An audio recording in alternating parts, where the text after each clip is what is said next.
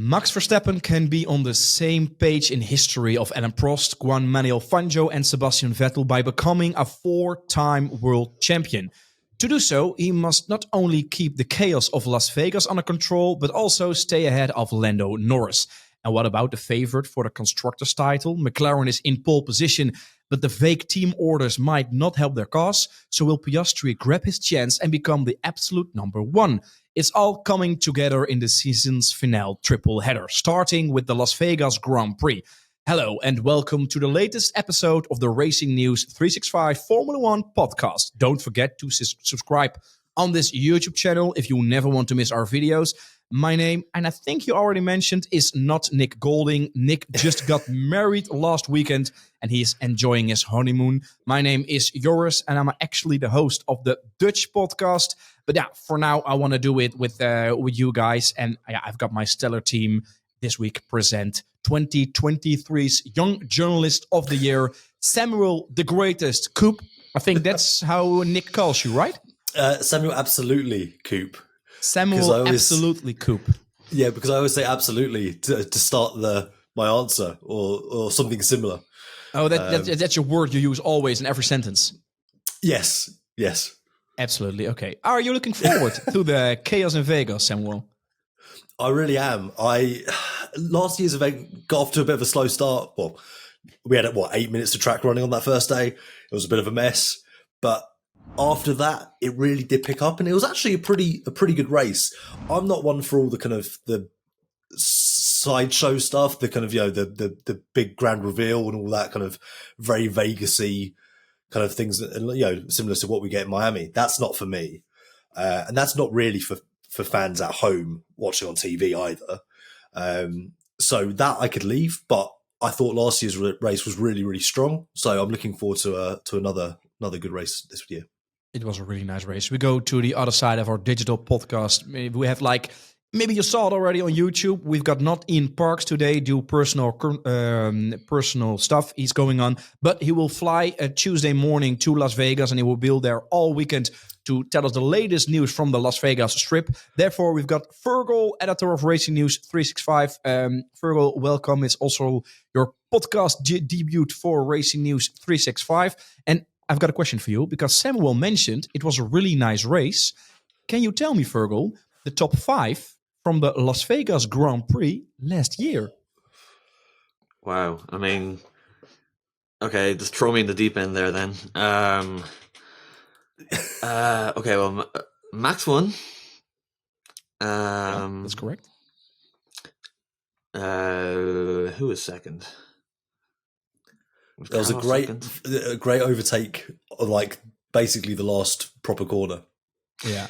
The clearest overtake on Perez, but I thought that was for third. But God, I don't know. You know what? I already spoiled it right now. Do spoil it for me because I think the only thing I can remember Max from Verstappen that is won that the race. overtake. Perez was actually going to be second, but it was the last lap overtake from Leclerc, so he was second. Perez was third, but do you guys know, Samuel, maybe who got 4th and 5th in the race? It was an Alpine, I'm almost sure. Yes, I'm going to say Esteban Ocon. Esteban Ocon was 4th and 5th for the last time. If you know, I think it was really good if you know it. Remember this. I think I do. Future world champion. Let's not get ahead of ourselves here. I believe it was Lance Stroll. It was Lance Stroll. Lance Stroll was 5th in the Grand Prix. We had the crash from Lando Norris. He had a DNF with the most amazing overtakes. It was a great venue. We will discuss the Las Vegas Grand Prix. We will discuss the potential world championship of Max Verstappen and maybe Lando Norris can do something. But first of all, it was a pretty hectic week. We have race director Niels Wietig who was fired. Then Fellows quits as a technical director of Aston Martin. The Liberty Media CEO is stepping down. F1 is organizing a massive release party. Logan Sargent did his seat fit for an IndyCar test, much more. And I want to talk about the main event, the F1 75. Next year, a massive livery reveal party in February. All the drivers will be there. The liveries will be there. The cars will be there. Some artists, people are saying Madonna and Justin Bieber. Are you looking forward to it, or do you think it's like a promotional Liberty Media thing? It's difficult to say if I'm looking forward to it or not. I'm intrigued. It'll be interesting to see what it's like, but it's almost difficult to predict just how well it will work when we haven't. It's the inaugural, launch party, season launch, whatever you want to call it. So I don't know if they'll repeat it because this is obviously to celebrate F1's 75th year. So maybe in 25 years' time when we get to the century. Because you've got to wonder that some of the teams are losing a little bit of coverage. Like, people aren't going to be looking at the stake of the Haas. They're going to be looking out for the Red Bull and the Mercedes and the Ferraris of the world. So they might do it in a kind of a sequence so that each team gets their kind of, 15 minutes of fame, if you like. But yeah, I think it's an interesting idea. There's obviously been a lot of controversy around it already with the ticketing situation. Probably should mention now, if you see resale tickets, do not buy them. They will not be valid. So that is important because, some of those are going for crazy money, crazy more than the RRP, which was like, I think, 58 to 113 pounds. The cheapest tickets were I think 75 with all the things including, and then they're now already online for like 1,200 pounds something. Yes, yeah, exactly. Just for our listeners, I appreciate you're from all over the world. Joris is talking in euro as a Dutchman, and Fergal actually is, obviously, as you probably heard, Irish, so he will also be thinking in euro. Quite an international feel we've got for the .com podcast. Pardon, sorry? I said you're the odd one out here, really. I know. I feel like a guest in my own house this week. But no, I'm enjoying it. It's great to have you guys here. But yeah, Fergal, I think I can imagine it will be really a disappointing thing, like for the smaller teams, like Samuel said, like for the stake, the Haas. Nobody want to look at them. They want to look at the Ferrari, the Mercedes. But do you think that the other teams, or maybe all the teams, will do like their own special launch and then maybe launch the car? And because they will launch the livery at the big event from the F1 75. Yeah, it's an interesting thought. Hopefully, because I mean, like Sam said, these smaller teams who we might not, like to pay as much attention to compared to Red Bull, Mercedes, McLaren, etc. They will get their 15 minutes of fame, but we're used to these days being full days of fame rather than 15 minutes. You had a whole day of anticipation of the car being launched. You had the media attention, I can't imagine actually a lot of the sponsors would be too happy. Maybe they will, because at the same time it's probably guaranteed to be an event that is really, really well tuned into. A big F1 event in London, all the teams, the drivers present.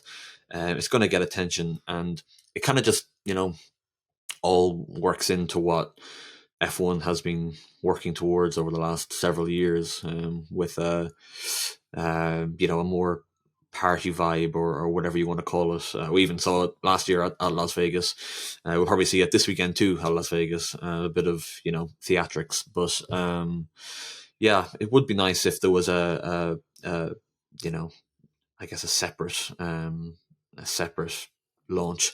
But maybe that's me, hoping from a journalistic standpoint that is the case. But yeah, we'll see. We know that particularly the drivers and the team principals don't like the drama, the theater, the more the show. But we're going to Vegas, and last year Vegas was a really big show. We mentioned it with all the presentations, the people standing on the big some kind of rocks, and there was piling out. But now we've got something really interesting going on, because Max Verstappen can become a world champion in Las Vegas. I think it's the scenario that Formula One and Liberty Media could only dream about. Samuel, what is going to happen if Max Verstappen wins the title at the Las Vegas Strip? I can only begin to imagine. It's going to be, if last year was big and over the top, you can picture just how ridiculous this could get. Again, but F1 doesn't own the Las Vegas Strip. it might do for that portion of the weekend, but it'll be interesting to see what they might have up their sleeve in terms of how they might be able to utilize, obviously, the considerable amount of lights or number of lights, if you were to count them all individually, in Las Vegas. So yeah, it could be well over the top if Max does win it. Yeah, I imagine some kind of lights show. You get the usual fireworks and all that stuff, but yeah, Vegas is prime for a place if F1 was going to choose somewhere for someone to win a title. Fergal, do you like the new trend that's going on with the more show, the better? I think that's Liberty Media's point of view. Well, I'd say probably not, but I could be in the minority there. I'm a fan of hard racing and fun racing, and that's what I want to see. But just going back to the celebration, I would really love to see, and I'm taking inspiration here from what I saw yesterday. In the day we're recording this podcast, when Jorge Martin won the MotoGP championship, and he stepped out of this big box with a Terminator helmet on, and shot a fake gun at this like ice sculpture, and the whole thing exploded, and it had a gold helmet behind it. I mean, that was incredible. I couldn't see Max playing into something like that, but I think the title is probably likely to be won in Vegas, bar something that goes spectacularly wrong for him. But it should be a weekend, Joris, like you said, that Liberty Media and F1 could have only really hoped for. I love. So I was just going to say, I love the irony of it as well. If Max, because Max was so outspoken about hating the glitz and the glam in the show, and actually with F1 75, the F1 Live event, he actually said, "Hopefully, I'm ill that week." Like live stream, yeah, he really doesn't want anything to do with this. So there's something very, very funny about Max having to kind of be involved in this over the top celebration if he does win the title. Yeah, and Fergal, you mentioned that it is pretty easy for him to win the title, but we don't have to forget Lando Norris has to outscore Max Verstappen by more than 2 points. Then it will extend to Qatar, and if it goes to Qatar, then I think Max only need to finish, and then he's a world champion. But we normally forget now, and we had like the Brazilian Grand Prix with the outstanding Verstappen performance, but the RB20 isn't the best car. We know like the McLaren and Lando Norris isn't that consistent and like really good in scoring good results. But we still have the problem that they have the better car, and Max Verstappen has his shit box, he's saying by himself. So is it really easy for Max to finish in front of Lando Norris? That's also like the big question.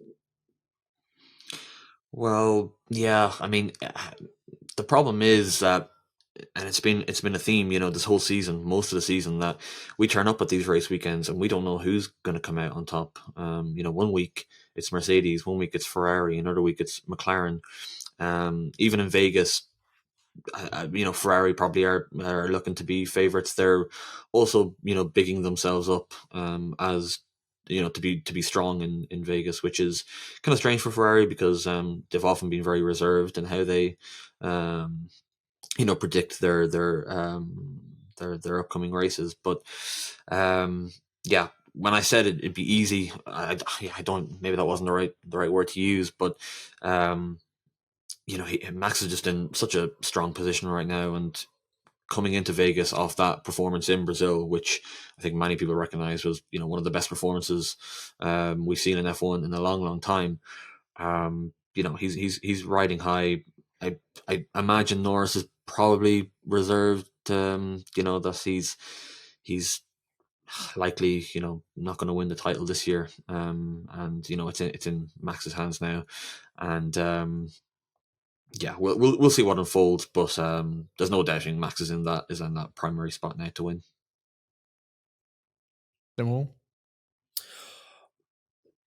I see it slightly differently. And yes, the title's not won until it's won, but Fergal's absolutely right. He's in the primary spot. It's going to, bar a miracle, Max Verstappen is going to win his 4th title on the bounce. But I think it's going to be difficult for him unless Lando has a really difficult weekend. I think there's a very good chance that Lando finishes ahead of him in Vegas because, yes, Max is one to outperform the RB20, but his win in Brazil was, yes, absolutely sublime. It was an outrageous win, but it was in wet conditions. He hasn't won in dry conditions in a Grand Prix since June in Spain. So I think there is a very good chance that this again rolls over to Qatar, and basically it goes on to the point where there isn't enough points left on the table for Norris to adequately close the gap.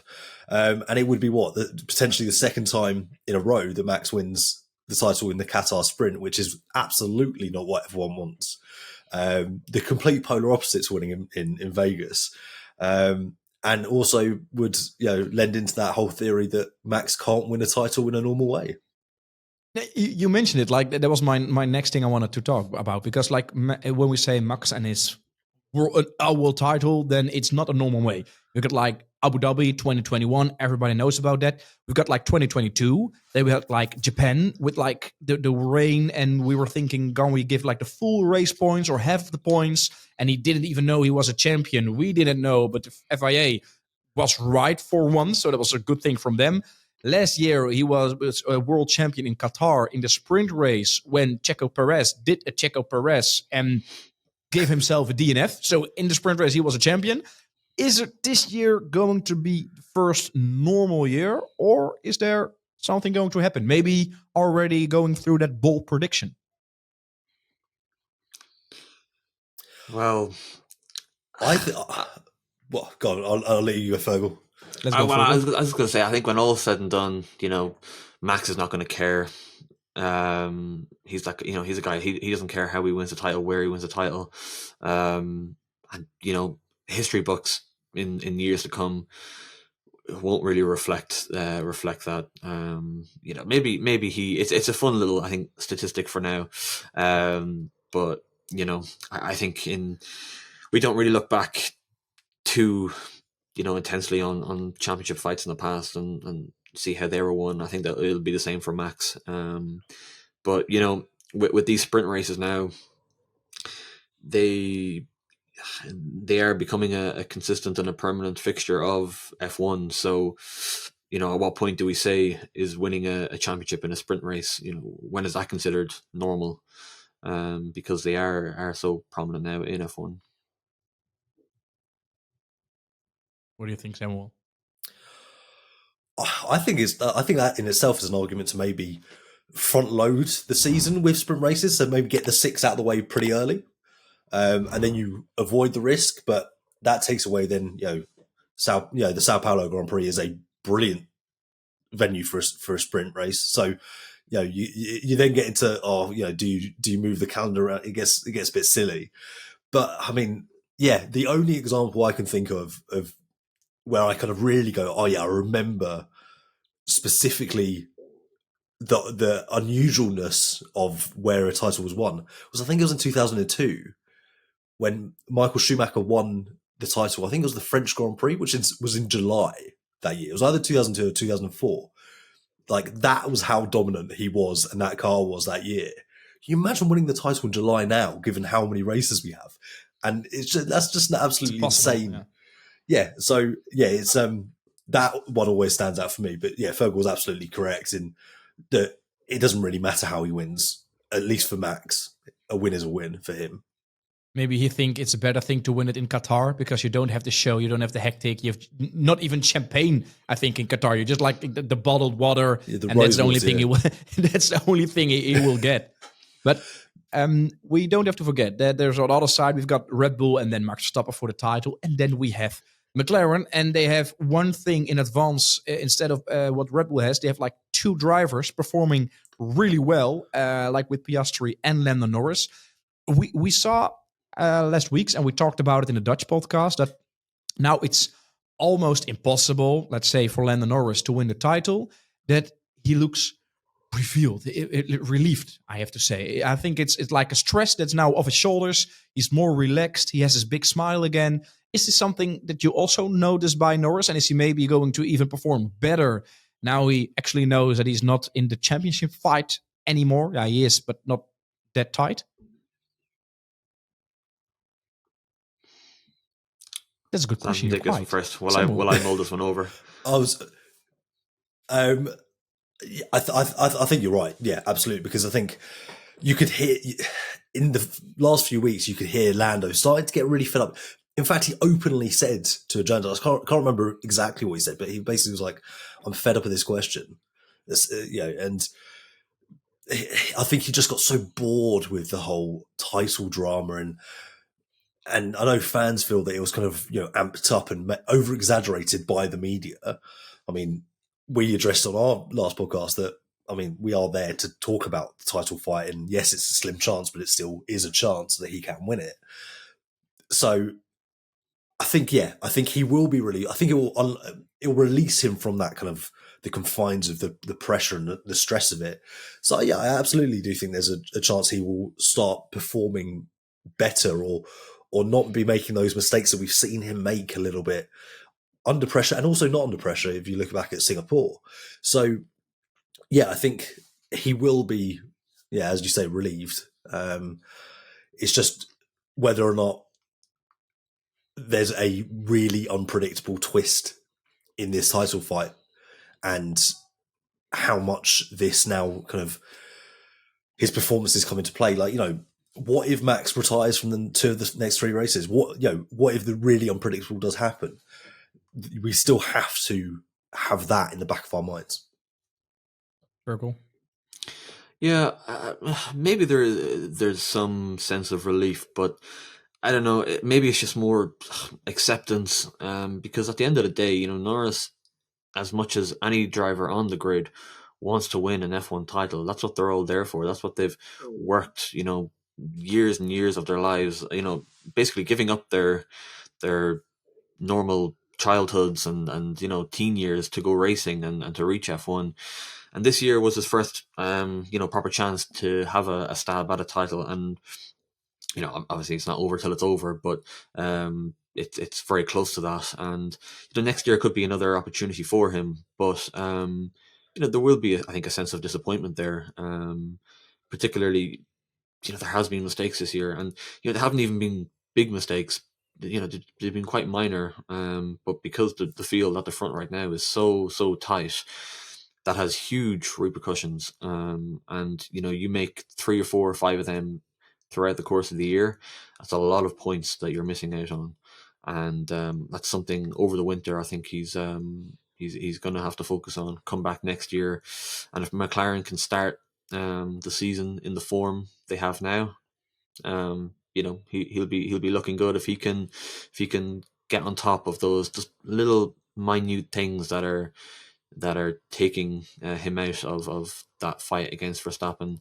It could be a much different story next year.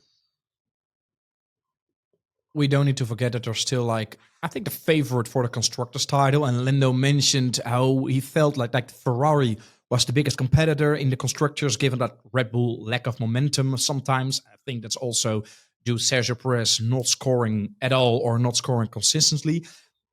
Last year we saw the Ferrari was really good. We had Carlos Sainz in the first practice with the manhole issue. He had a lot of damage and he had to take some new parts, so that was not really good for him. But Leclerc was really good, P2. If I tell to you guys that Ferrari will be the first team, or they have the best opportunities to have 2 drivers on the podium, do you agree with me, or do you think no, maybe it will be Ferrari or Mercedes or McLaren? What do you think? I think it'll be close between Ferrari and McLaren, but I do think there's an element of it being Ferrari's race to lose, on account of the RB20 not being as strong as its predecessor. Obviously, Max, won last year, but it was still a decent fight between him and Charles. Charles obviously got pole in Vegas, 12 months ago. So I think what's interesting is Charles was saying actually at the premiere for Gladiator 2 that given Ferrari's improvements in their tyre management and being able to kind of keep them from overheating, that will actually have a negative effect to a certain extent in Vegas, where you've got quite cool air and track temperatures. Because last year it really worked into that Ferrari window because yes, they were running the tyres hot, but that was offset by the cooler conditions. So he's kind of said that we might not be as strong as last year, but I think on balance, they're definitely going to be there or thereabouts. And yeah, just to speaking to your point about Lando saying about how Ferrari's been their biggest competitor, I think it's a really interesting thing for him to say, because he was essentially saying that over the last 10 races, we've seen the shift in momentum. We've seen how this has been going. Ferrari has always been our biggest competitor. And that is, I guess, makes sense, because even if it wasn't for the championship fight, it probably would have been Ferrari that they're fighting for second. Now, because Red Bull have completely lost momentum, it is for the title. But yeah, it's interesting that he kind of, very much was like, look, the way this is swinging, by the end of the year, Red Bull potentially could be nowhere. And they look at real risk, Red Bull, of falling completely off the back of this fight between Ferrari and McLaren. Fergal. Yeah, well, I mean, there's one clear reason, I think, and I know it's been a much discussed topic, on this podcast, on every other aspect of F1 media, and it is, Sergio Perez's performance.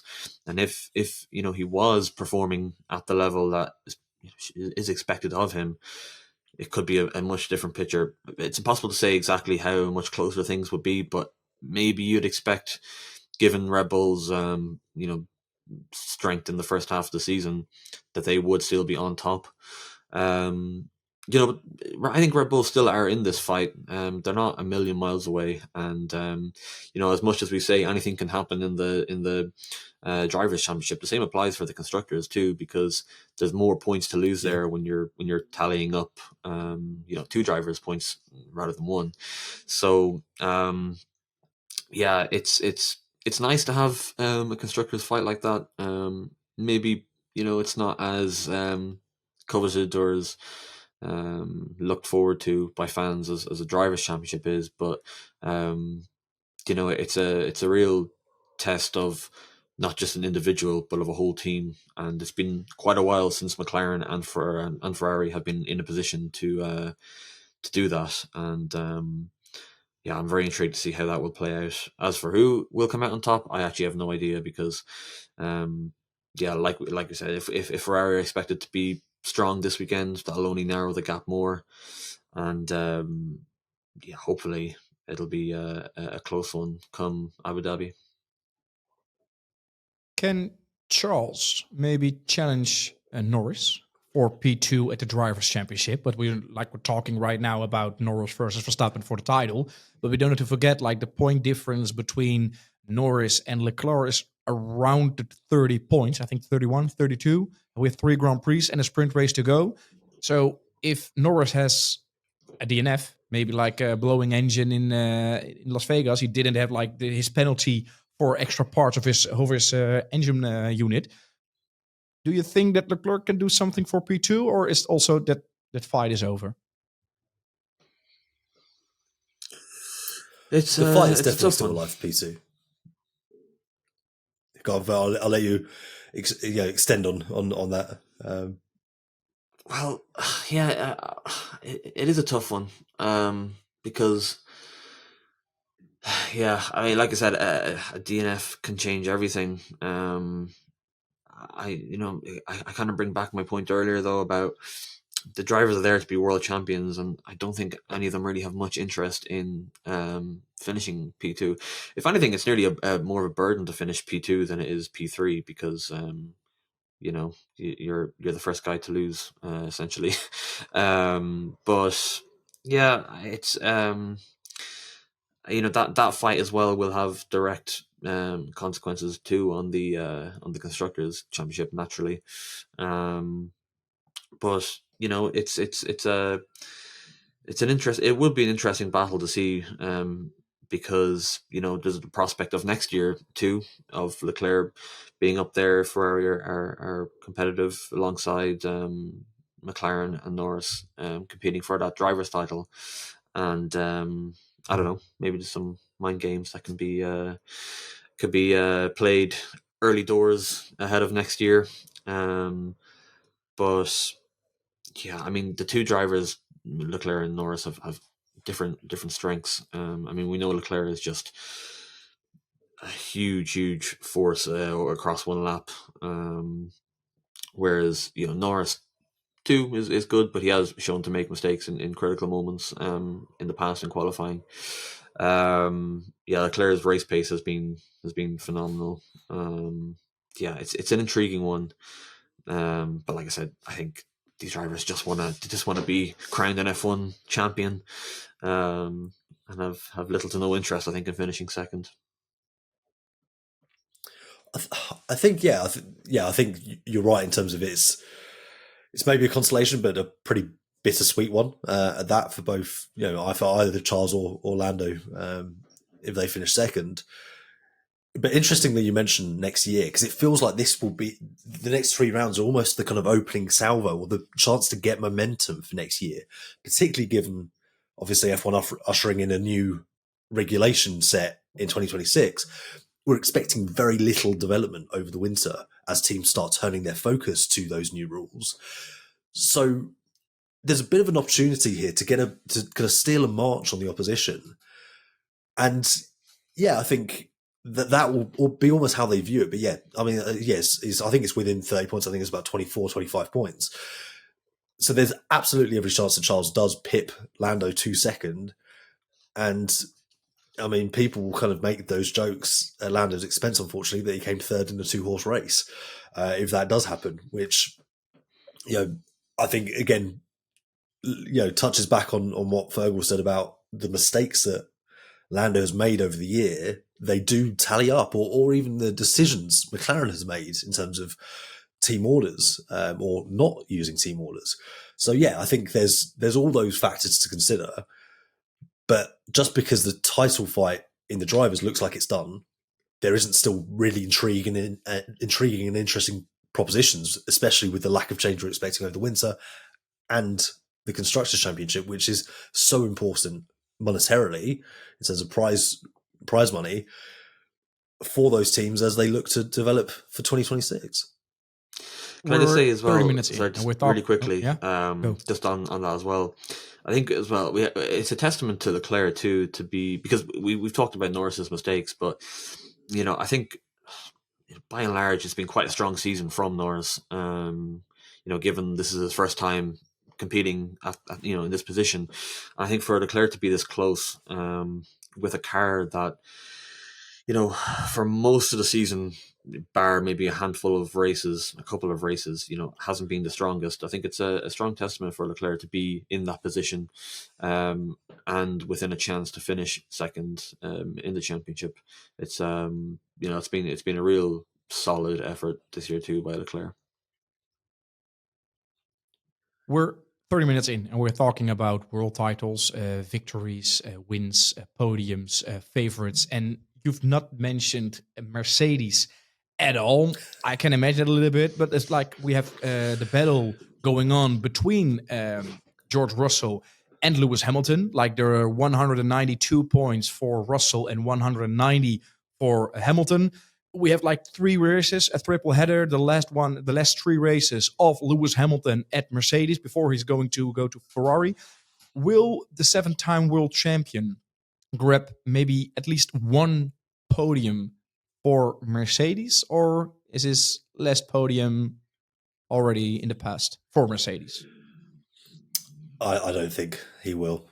I can't see it. And I mean, and you say it yourself, the fact that we've gone 34, 35 minutes and we haven't mentioned Mercedes. I don't think we've mentioned them. I think the only mention of Mercedes is talking about how people will want to see the livery. They'll be one of the teams that people focus on at the F1 event next year. Or the Mercedes engine in the McLaren. Yeah, exactly. That's an interesting point in itself. We live in an era of F1 now where a customer team can beat the works team. And that is something that never, ever would have happened because, in times gone by, Ferrari would hand down Ferrari engines to, say, Sauber, and they'd be last year's engines. And I mean, Ferrari would have had a Bridgestone deal where they got better Bridgestone tyres than other teams. So, we're in a much more equal era of F1, and that is what's allowed that to happen. But back to the original point with Lewis. He just wants to get it done. That they've fallen off the back of that top three over the last few rounds. They, as George Russell said, they're out of sync with their upgrades. When they're bringing them, they've had, they're not working in the way they want to. They're having to then scale back to previous flaws, for example, and then work from there. It's all been a little bit of a mess for Mercedes. And so, I think realistically, they've just got to focus on next year. I don't think either of them will care about beating the other one. George just looks more in form. So if anyone was going to get a podium, I'd say it's him. And of course, listeners of this show, you two probably aren't aware, but I've stuck a claim on George Russell to win the title next season. So I'm really hoping they do make some development, because I think he is a driver capable of doing it. A lot of improvement, but it will be fourth in the constructor, so they have a lot of wind tunnel and simulation time. So maybe that will work in their advance. Yeah, exactly. But again, how much of that time are they going to be using on the car next year? Surely the vast majority of that time they're going to be using on 2026. So I don't see where that progression comes. I would like to caveat and say that kind of bold prediction that I made was in the midst of their. It was in July, in the midst of their kind of 3 wins in 4 races.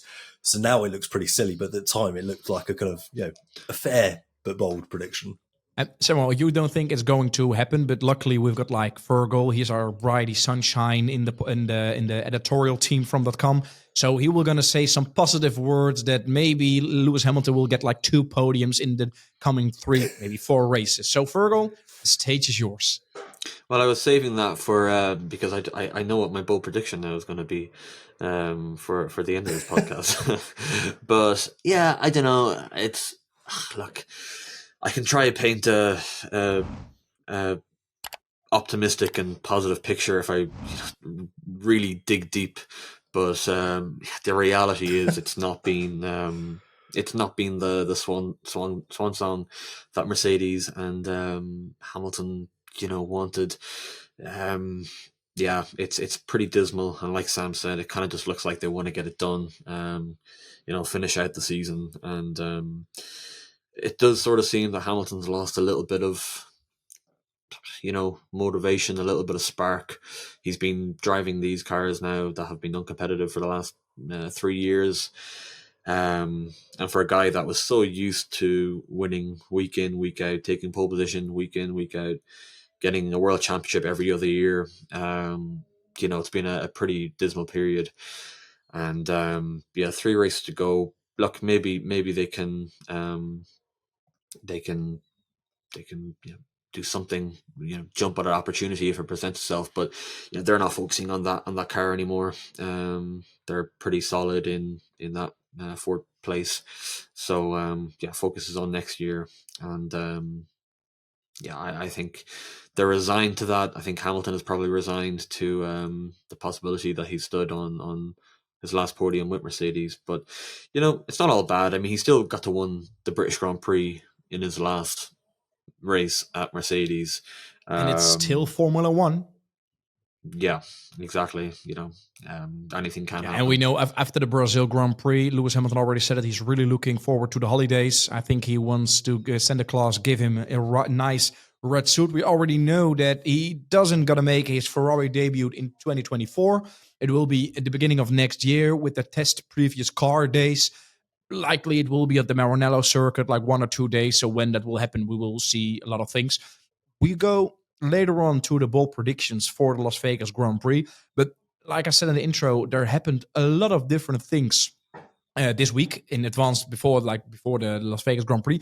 And one of those things is the extension of the Monaco Grand Prix. It will be on the calendar for the next coming years. It's in the top 10 now with longest F1 contracts. Do you think Monaco, I think it's go way back in history, but like with the current cars, like what we have with the weight, with the size, is it still a good Formula One circuit, you think? To borrow from Christian Horner, I feel like I've used this phrase in recent weeks anyway. Fix your car. The issue is the cars. They're too big, they're too wide. That's the problem. And yes, Monaco was never good for overtaking. We can go back 30 years, 40 years, and you've still got races where you've got a driver tucked up behind someone else and they can't get past. So that is not going to be a complete solve of the issue, but it will go a way to helping it. But ultimately, for me, Monaco deserves its place on the calendar. I think it's important to have versatility across the F1 calendar. Yes, we've got a lot of street circuits now. We don't really have the challenge that is Monaco for a driver. We don't have that one qualifying session where you go, everything depends on this. It's one lap and you've got to nail it. So I think there is certainly virtue in having Monaco on the calendar, and that's why we should have it. We've got 23 other rounds. We don't need to have the exact same feel and approach to a weekend time in, time out. So yeah, I'm all for Monaco. I think it does bring something to the calendar, and I think it would be worse off without it. Agree, Yeah. Fergal? Yeah, definitely. I do agree. And, like Sam said, the biggest issue is the car, the width and the length of the car. And, it's got so bad now that it's not even Monaco where it's becoming a problem. Tracks like, Imola, for example, these kind of tracks that are permanent, also iconic racetracks, don't produce good racing because the cars are just too big to race. It would be nice if they could look into maybe adjusting the layout slightly to help overtaking, but obviously in Monaco there's such a limited space to do things that that might be a bit tricky. But yeah, it's part of F1 history. It's iconic. It deserves its place. I think the problem as well is, what made Monaco so special is, that you're so close to the edge, so close to binning it, and the problem is, now the drivers nearly are too good. They're so well trained. They're the best standard of driving we've probably ever seen in F1. They don't really make those mistakes as much anymore, and Monaco weekends are often relatively clean now, and it's No safety car. We had maybe we don't have like a yellow flag this year. There was something really special about the Monaco Grand Prix. For sure, not a safety car, but I'm also thinking maybe not even a yellow flag. I'm not sure again. I didn't know what the results were. But it was like you said, like a pretty clean race. Also, if you're listening or watching the podcast right now, what do you think about the extension of the Monaco Grand Prix on the F1 calendar? Let us know in the comments. And if you're listening on Spotify or Apple Podcast, go to YouTube, go to the comment section and let us know what you think. If you agree with Samuel and Fergal, or that it maybe is a show and we need to change something and maybe give another circuit the chance to shine on the calendar. Is there anything, guys, before we go to the bold predictions, that you want to talk about what happened this week? We've got like the race director is gone, CEO Liberty Media. We've got a crazy Macau Grand Prix this weekend. The MotoGP has finished. You mentioned it. Anything that you want to say to people who are listening or to us? I think one thing that has really caught our attention in the last couple of days was Mick Schumacher has posted a pretty cryptic and mysterious message on social media, basically talking about setbacks and voicing his dissatisfaction with the current position that he's in, and this has been tied to apparently being snubbed for a hypercar seat with Ferrari. What we actually understand is it's more to do with, or actually is to do with, the situation with Audi and not getting the F1 seat. I think it's more a remark about his F1 career and what is increasingly looking like a career that is done in the. I've got here a statement: "Is life doesn't always go as planned, and setbacks can be tough to face. But every challenge is a challenge to learn, grow, and come back even stronger.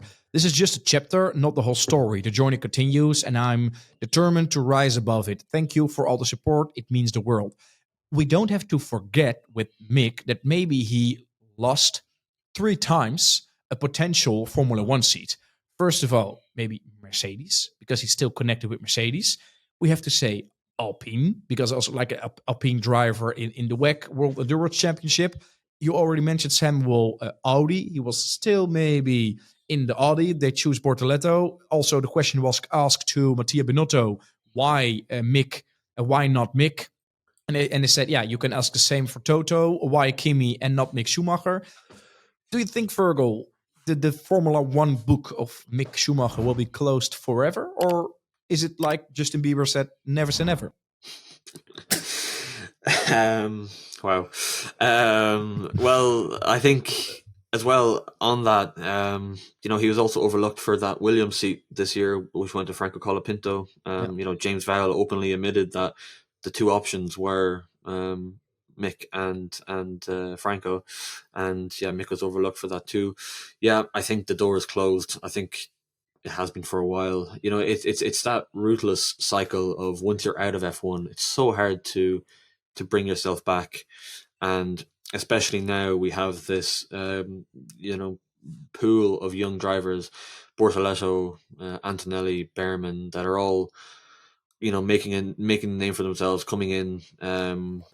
It's that next generation, that cycle that's going, and like other drivers before him, Mick has been overlooked for younger, perhaps unproven prospects, but exciting prospects, and I don't see a way. I think back now to F1 for Mick, but it's not the be all end all. There's plenty of other racing categories out there, prestigious racing categories out there where he can absolutely make a name for himself. So it would be great to see him do well in those. We will see what will happen. And Samuel, what do you want to say? I was just going to say, well, I mean, the use of the phrase "make a name for himself" is quite interesting as well, given that he's a Schumacher. As a driver, let's say. In some ways, that's been a blessing. Yes, yeah, it was exactly. But it's been a blessing and a curse for him, hasn't it? The expectations have been so high. Yes, it's probably helped him get to F1. Let's not forget he's won junior category titles. It's not a bad driver. It's not completely without merit. But I think what is true is that he didn't do enough with his opportunity. Yes, Haas probably wasn't the best environment for a rookie. The Gunter Steiner reign was difficult for drivers. I think we can reflect on looking at how the team is going to move on this year and the progress it's made. Maybe there were some problems there, and that fed into Mick's performance and his lack of being able to make the most of his opportunity. But he didn't do enough. And that is ultimately the situation we're now in, where you've got people like Mattia Binotto saying, "Oh well, you're asking me why I haven't picked him up. Why don't you ask Toto?" And they're just all of them going, "Oh, he deserves a seat." John Todd, who was the team principal at Ferrari when his father was there, saying he deserves a seat. So many people saying he deserves a seat. You don't deserve a seat in F1. You have to earn a seat, and he didn't. He didn't do enough at Haas to warrant that, and now you've got all these key players in F1 kind of passing the buck to everyone else going, well, you give him a chance. No, you give him a chance. Yeah. And ultimately, there are situations where it seems like he's been treated unfairly. Ralf Schumacher pointed out over the summer that apparently he wasn't even told that the Alpine seat was going to Jack Doohan. He found out via social media, which is a really brutal way to find out, especially given the close links between the Doohan and the Schumacher families. So it's 6 of one, half a dozen of the other, really. But I stand by my point that in those 2 years, he fell short of Kevin Magnussen. Nico Hülkenberg came in and comprehensively beat Kevin. So there you go. Proof is in the pudding. We're gonna wrap things up, and if you want to know anything more about Mick Schumacher and the things that are going to happen with him, you can read it on the website racingnews365.com. Then we now go to the finalization of this podcast, and that will be the bold predictions. And before I let you do the bold predictions, I will tell you mine, because we will do 50 laps on the Las Vegas Strip. And I think my bold prediction is that Lando Norris is most of the time of the race way ahead of Max Verstappen. But in the final part of the race, he's got like a big engine trouble, and he's got a DNF. And that's why Max Verstappen, he maybe not even will be on the podium, but still will become world champion in Las Vegas. I like it. That's very, very specific. We've got actual detail into kind of what will happen. Yeah, I mean, if that comes through, you're gonna look like a an absolute genius. So yeah, I'll be sure to let Nick and Ian know if you are right next week. And if I'm not right, just don't tell it. Just go and with a target. Totally. Yeah, they'll be like, "Oh, how were the bold predictions?" I'll be like, "It was fine." Yeah, okay. But okay. Samuel, your bold prediction. My bold prediction. I think we're going to see another Norris Verstappen clash. I'm not sure to what extent it will be, but I think Max is one of those drivers who he's not going to give up that fight until he is completely sure that he is going to win the title. Even though he can let Norris finish ahead of him, I just don't think he was going to want to let him. So yeah, I think he will try and do that. Whether or not that works or it ends up a kind of a Mexico City type situation, who knows? But I think we'll see some fireworks between the two of them. But I'm more strict than Nick. So you say a clash, but they have a clash, but they will continue the race, or like 1 DNF or 2 DNF. I have to be more details. I think they'll both continue. I don't think it will come to like absolute final blows for either of them, but I think it will set the tone of the race. At least a sweet touch. Yes, yeah, a bit of a clash. You watched them now qualify at complete other ends of the grid and be nowhere near each other. But Fergal, tell us. Yeah, well, Sam, as Brazil proved that makes no difference when it comes to Max Verstappen where he qualifies. My bold prediction, I was going to say Lewis Hamilton will finish on the podium, but I'm gonna go even bolder here, and I'm gonna outdo both of you because it's my first time on the podcast, and I'm gonna lay down a marker, and I'm gonna say that Excellent. it's gonna be a crazy race. Okay, it's gonna be chaos, and when all is said and done, Liam Lawson will be on the podium. That is my bold prediction. That is my very bold prediction. I mean, as we saw last year, you get some unpredictable results in the points positions. Why Liam? Why not? Why not? Yeah, wow. No, that's amazing. That's all you need. Why not? But like you said, like Samuel, there can happen strange thing like last year, but we don't have to forget Lance Stroll finished 5th. But if we have to believe Fernando Alonso, Lance Stroll will be a future world champion. So it's pretty logical that he should get like the top 5 finish. And I see on your face right now that I have to end this podcast. Otherwise, you're going crazy, not? I mean, let's not get ahead of ourselves. Let's try and keep some semblance of realism to the show. But yeah, we will all be watching Lance Stroll with eager eyes over the weekend. Okay, but we can really wrap these things up. So the Las Vegas Grand Prix will be a really chaotic one with at least Liam Lawson on the podium. No podium for Max Verstappen, but because of the DNF going to the crash he has with Max Verstappen, he has DNF, and Max Verstappen will still become the world champion. Guys, one last question. Who will win the Las Vegas Grand Prix? I will say Sainz. I'm going Charles Leclerc. Leclerc, Fergal. I was also going to say Charles Leclerc. Leclerc, Ferrari win. Let us know in the comments what you think. Thanks for listening and watching to this maybe one-off podcast, because next week we have like the Star Alliance with Samuel. Amazing. Absolutely. Samuel, absolutely. Yeah. Coop, Young Journalist of the Year. Ian Parks and Nick Golden will be back from his honeymoon. Thank you now for listening. You know how you can support us. Just follow us on YouTube, follow us on Apple Podcasts and Spotify. Fergal, also thank you for this one occasion. Maybe more in the future. Guys, have a good week. Enjoy Las Vegas. And we will be back next week, not only to look back at Las Vegas, but also look ahead the Qatar Grand Prix. Guys, thank you. Take care, folks. Thanks for joining us.